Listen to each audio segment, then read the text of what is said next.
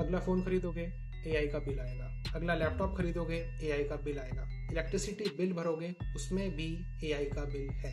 आप daily chat GPT use करते हो, जेमिनाई यूज़ करते हो, कोपायलट यूज़ करते हो और ये सब फ्री है।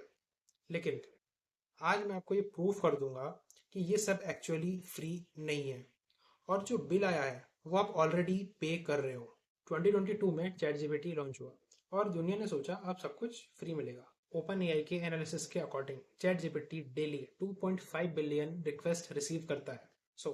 इतनी रिक्वेस्ट हैंडल करने के लिए क्या चाहिए? सर्वर्स, लाखों सर्वर्स। और उन लाखों सर्वर्स को क्या चाहिए? रैम, बहुत सारी रैम।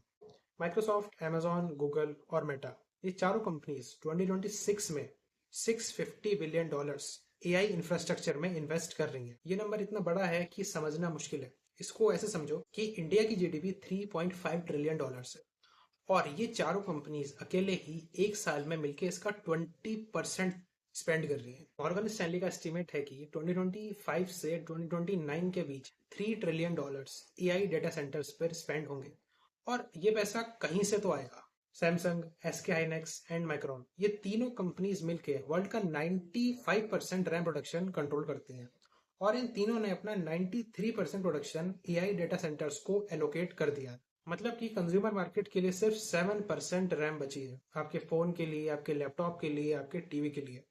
आईडीसी ने इस सिचुएशन को सुनामी लाइक शॉक डिस्क्राइब किया है स्मार्टफोन इंडस्ट्रीज के लिए। अब आता है असली सवाल, ये आपको कैसे इफेक्ट कर रहा है? आईडीसी के सीनियर रिसर्च डायरेक्टर नेबिला पोपेल, उन्होंने सीनेट को कहा कि वेंडर्स के पास प्रैक्टिकली कोई चॉइस नहीं है, बढ़ती कॉस्ट कंज्यूमर्स को पास करनी पड़ेगी। नंबर्स देखते हैं। डेल ने अपने पीसी के प्राइस ऑलरेडी 20% बढ़ा दिए हैं।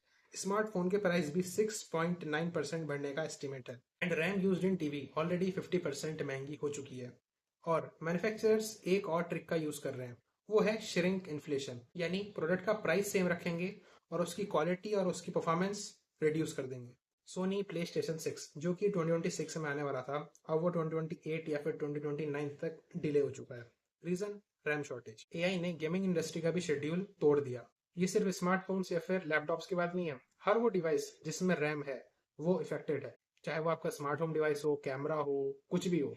आईईए के अकॉर्डिंग एक डेटा सेंटर टिपिकली एक दिन में 1 लाख घर जितनी इलेक्ट्रिसिटी यूज करता है।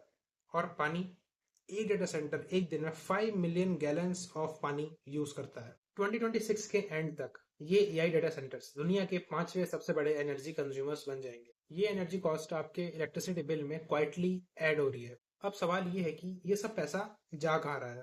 एनवीडिया का approx 70 billion revenue, 122% year on year growth. Google cloud का 18 billion revenue and 48% growth. Taiwan semiconductors की 35% ग्रोथ हुई है 2026 में, जनवरी में। ये companies shovel in the gold rush बेच रही हैं।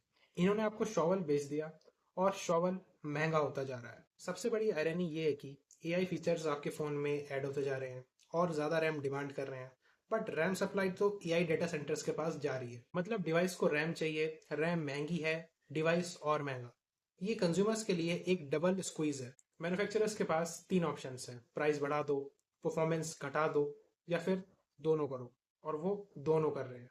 ये कोई कॉन्स्पिरेसी नहीं है, ये इकोनॉमिक्स है। एआई कंपनीज ने ऐसे सिस्टम में इन्वेस्ट किया है जिसकी कॉस्ट डायरेक्टली आप पे कर रहे हो, अपने फोन्स में, अपने लैपटॉप्स में, अपने इलेक्ट्रिसिटी बिल में, अपने पानी के बिल में। चैट जीपीटी फ्री है, ये सच है, बट उसका इंफ्रास्ट्रक्चर फ्री नहीं है। वो इंफ्रास्ट्रक्चर आपकी जिंदगी में हर जगह से पैसे निकाल रहा है, साइलेंटली और सिस्टमेटिकली। अगला फोन खरीदोगे, एआई का बिल आएगा। अगला लैपटॉप खरीदोगे, एआई का बिल आएगा। इलेक्ट्रिसिटी बिल भरोगे, उसमें भी एआई का बिल है। और सबसे बड़ी बात, ये ट्रेंड 2027 2028 तक और बढ़ जाएगा क्योंकि एआई इन्वेस्टमेंट्स रुक नहीं रहे हैं। $650 बिलियन एक साल तक, अगले साल और बढ़ जाएगा। आप डिसाइड करो, ये प्रोग्रेस है या फिर एक्सप्लॉयटेशन। मैं सिर्फ डेटा आपके सामने रख रहा हूँ।